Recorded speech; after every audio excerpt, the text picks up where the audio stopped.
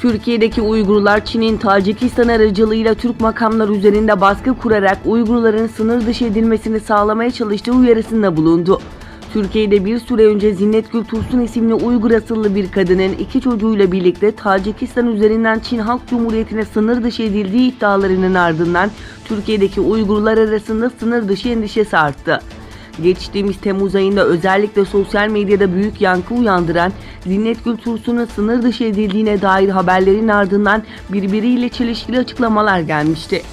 Göç İdaresi Genel Müdürlüğü, Zinnet Gül Tursun'un süresiz oturum için gerekli şartları taşımadığından bu isteğinin reddedilmesine rağmen Tursun'un çocukları ile birlikte Türkiye'de özgür bir biçimde yaşamaya devam ettiğini bildirmiş.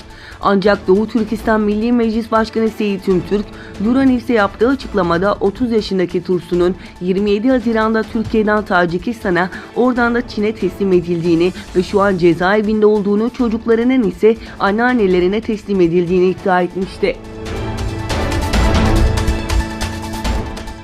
Geçtiğimiz yılın Ekim ayında meydanın orta kısmındaki İslam tarzı yapıların hükümet tarafından yıkılarak tapınağı anımsatan yapılara dönüştürüldüğü, meydanın ortasındaki Arapça yazılı anıt taşının ve İslam'ı anımsatan birçok şeyin değiştirildiği ortaya çıktı.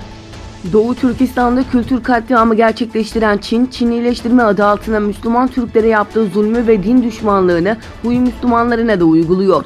Bitterwinter haberinde Huy Müslümanlarının yoğun yaşadığı Gansu eyaleti Wainan şehri Dongong köyündeki Huimin Meydanı ile Huimin Caddesi'ne büyük bir değişiklik yapıldığı bildirildi.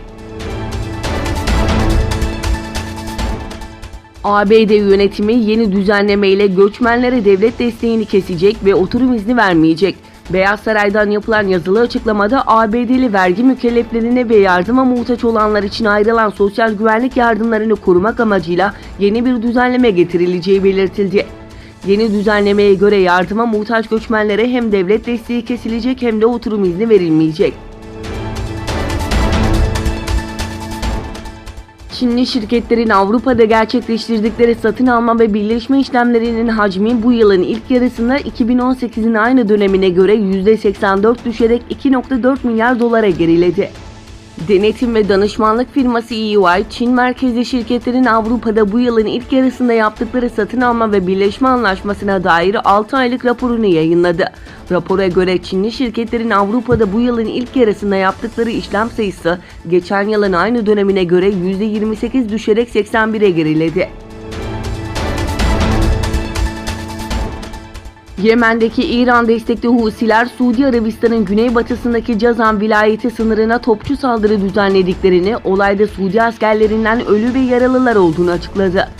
İran destekli Husilere ait El Mesira televizyonunun askeri kaynaklara dayandırdığı haberde, Suudi Arabistan'ın Cazan vilayetine açılan Tuva sınır kapısı yakınlarındaki askeri mevzilere topçu saldırı düzenlendiği belirtildi. Bir askeri aracın imha edildiği saldırıda Suudi Arabistan askerlerinden ölü ve yaralılar olduğu aktarılırken herhangi bir sayı verilmedi. Suudi Arabistan makamlarından ise olayla ilgili açıklama yapılmadı.